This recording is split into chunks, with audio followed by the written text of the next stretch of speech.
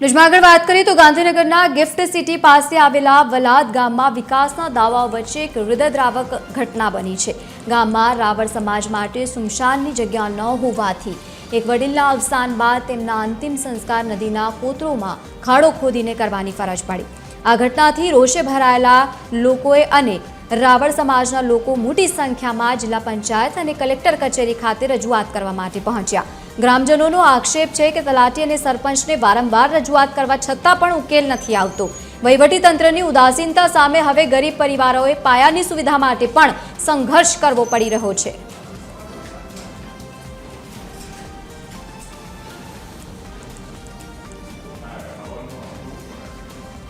તો જે પ્રમાણે અત્યારે આ પરિસ્થિતિનું નિર્માણ થયું છે, ગામ લોકોમાં ભારે આક્રોશ છે, ત્યારે અનેક સવાલો પણ ઊભા થઈ રહ્યા છે કે સરપંચ કેમ મૌન છે? વર્ષો જૂની માંગણી છે તેમ છતાં તંત્ર તેને આપવામાં નિષ્ફળ કેમ છે? તેવા અનેક સવાલો જો કે ઊભા થઈ રહ્યા છે। સામાન્ય જનતાને અંતિમ વિદાય માટે પણ સન્માનજનક જગ્યા કેમ નથી મળી રહી?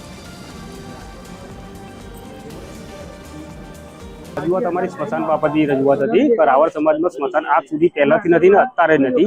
2019માં અમને એક અરજી કરેલી, એના પહેલાં કરેલી અરજી પણ કોઈ જવાબ મળતો નથી અને પંચાયત તરફથી કોઈ સાથ સહકાર નથી મળતો। એના કારણે આ બધું થાય છે। હાલમાં મેં 6 વખત રજૂઆત કરી કે રાવળ સમાજ તમે સ્મશાન માટે મને ફાઇલ બની મારા ફાઇલ લગાડ મોકલવી, પણ એ લોકો મને ફાઇલ બની આલતા નહીં અને વારંવાર અમજો સરપંચ આગળ હાજર રહેતા નથી। આજે એવું બનાવ બન્યો કે રાવળ સમાજમાં એક માણસ એક્સપાયર થઈ ગયું, તે આમ તો દફનાવા જવાનું તો વિધિ કરવાની હતી પણ ત્યાં પંચાયતમાં ગયા રસ્તા માટે તો સરપંચ જ નહીં કરી।